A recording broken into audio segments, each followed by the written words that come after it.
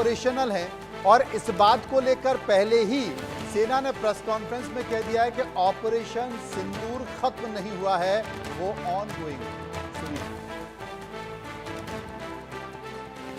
मैं स्पष्ट शब्दों में कह देना चाहता हूं कि हमारी सभी मिलिट्री बेसेस और सारे इक्विपमेंट और सिस्टम्स ऑपरेशनल हैं और जरूरत पड़ने पर अपने अगले मिशन के लिए तैयार हैं और तत्पर भी हैं।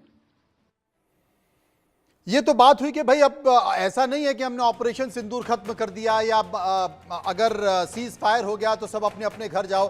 भारत की सेनाएं तैयार हैं बॉर्डर पर कि अब अगर आतंकवाद को लेकर कोई भी बड़ी घटना हुई और आतंकवाद का पाकिस्तान में प्रत्यक्ष और अप्रत्यक्ष अगर कुछ भी संकेत मिला तो यह युद्ध के तौर पर देखा जाएगा। और डॉक्टर निर्मल भी इस बात का जिक्र कर रहे थे। लेकिन डॉक्टर निर्मल, जिस तरीके से सवाल ऋतु चौधरी उठा रही हैं कि आपने, बहुत सारे लोग ये सवाल उठा रहे हैं कि भाई पाकिस्तान में प्रधानमंत्री नवाज शरीफ ने 2 बार देश को संबोधित कर दिया, वहां पर संसद का सत्र बुला लिया, तो भारत में ये क्यों नहीं हुआ? सरकार ने इसमें विपक्ष को कॉन्फिडेंस में क्यों नहीं लिया? देखिए, शायद 2 बैठकें जो है विपक्ष के साथ ऑल पार्टी मीटिंग्स हुई है। ये ध्यान में रहना चाहिए। मैं इस समय कोई पॉलिटिक्स नहीं करना चाहता, लेकिन मैं सुझाव दूंगा कांग्रेस की प्रवक्ता को भी और कांग्रेस के बाकी नेताओं को भी कि इस प्रकार की पॉलिटिक्स का भी समय है आपके पास। इलेक्शन भी दूर है और ये समय थोड़ा सा इतनी जल्दी जो है उतावले मत हुई। उसके बाद जो सवाल पूछने वो पूछिए। अभी भी हमारे डिफेंस फोर्सेस को एम्पावर किया गया है।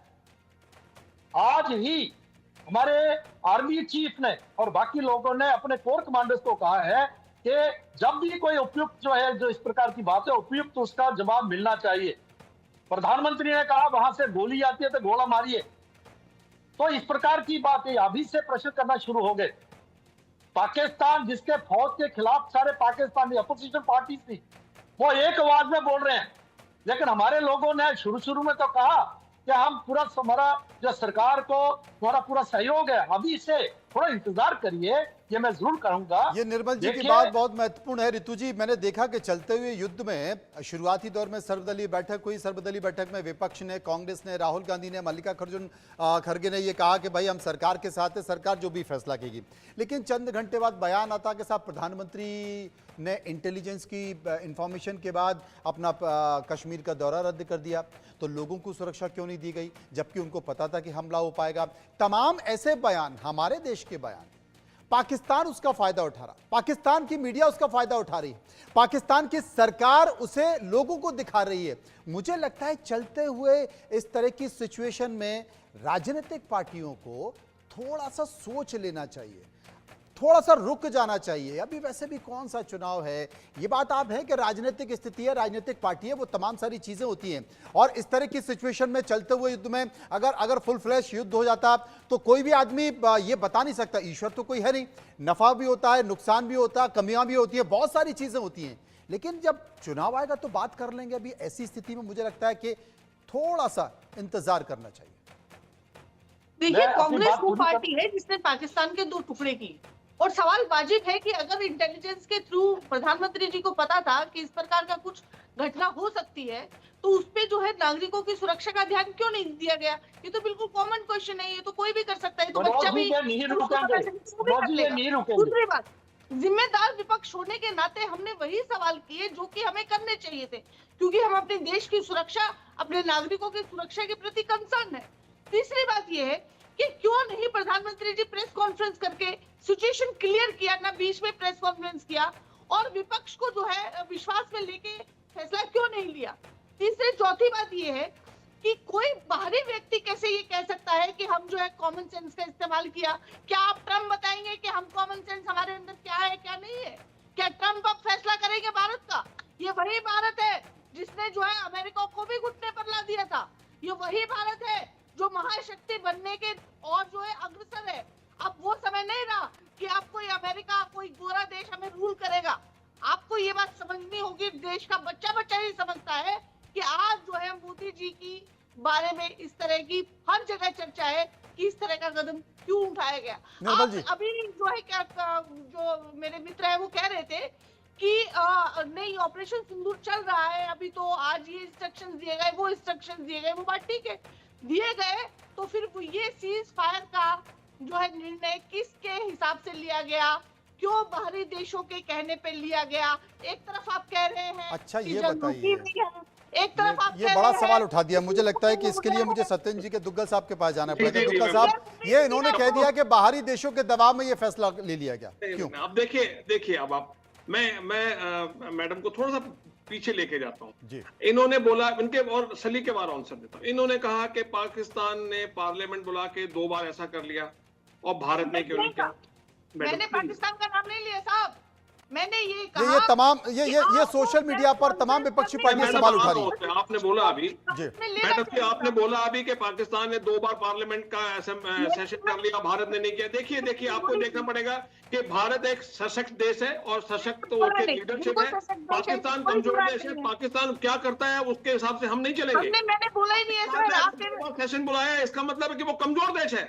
उसके लीडरशिप जो है वो बार बार पाकिस्तानी मिलिट्री लीडरशिप की तरफ देखती है। भारत में नहीं है। मैंने ये प्रधानमंत्री शब्द बोले सशक्त ही नहीं है। नंबर 1। नंबर 2, आपने बोला कि जब हम एग्रेशन कर रहे थे सबको कॉन्फिडेंस में लेना चाहिए था। आप ये बताइए मैडम, 1965 में किसने कॉन्फिडेंस में लिया था?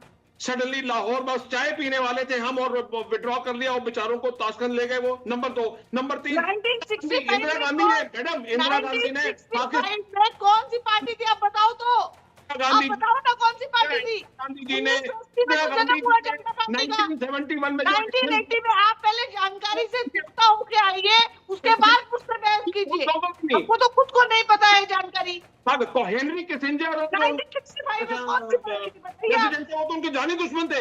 यहाँ रिलेशनशिप दूसरे हैं, यहाँ इक्वेशन दूसरा है। 1970 में तो हेनरी किसिंजर उनके खून के प्यासे थे, इंदिरा गांधी जी के। उनकी किताब में लिखा है हेनरी किसिंजर जी ने और उनके सहयोगियों ने लिखा है। यहाँ भारत के जो रिलेशनशिप है यूएस के साथ में, वो तो बिल्कुल डिफरेंट प्लेटफॉर्म पर है और एक मैच्योर डिफरेंट है डेमोक्रेसी। साहब।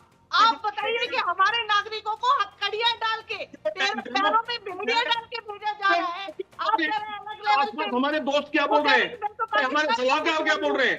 ठीक है, अब ये भी बोला जाता है भारतीय जनता पार्टी के सहयोगी वो ये भी बोलते हैं कि आपको बांग्लादेश बना के उनको देश देने की क्या जरूरत थी। आज देख लो क्या हो रहा है।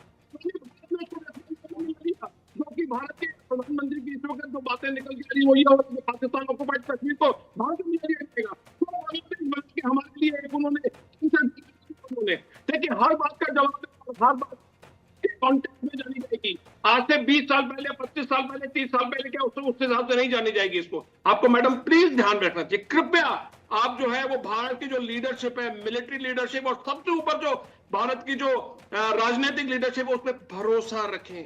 अभी एयर मार्शल कह रहे हैं हम तैयार हैं। ये सीज फायर है मैडम, ये कॉलिंग ऑफ एक्शन नहीं है। सीज फायर वैसे ही होता है जैसा पुराने जमाने में हल्दी घाटी युद्ध में वो रात को सीज फायर कर दिया करते थे, क्योंकि लड़ाइयां रात में नहीं होती थी। वो सफेद झंडा उठा दिया करते थे।